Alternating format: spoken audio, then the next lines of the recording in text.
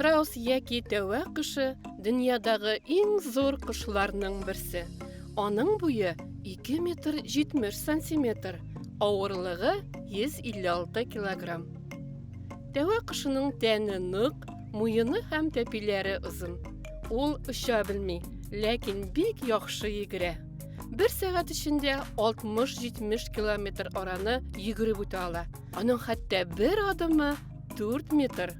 Шуңа күрә дошманнарыннан да бик тиз качып кытыла. Страус төрле яшел үсемлекләр, вак кимерүчеләр, кәлтәләр, бөҗәкләр белән туклана.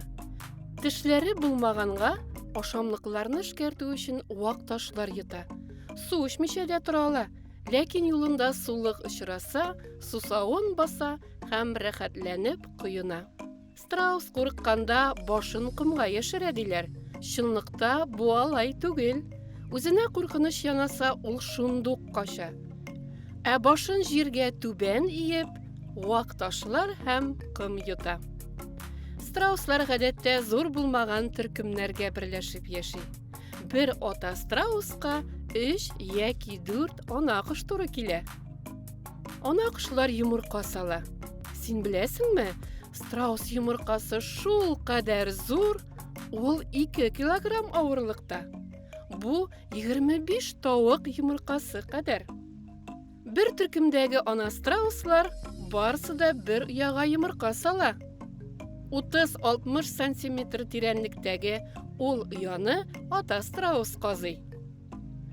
Йомыркаларга утыру өчен бары бер ана тәвә кышы билгеләнә. Аны да ата страус сайлап ала. Билгеләнгән ана страус йомырка өстендә көндез утырса, төннәрен аларны ата кош саклый.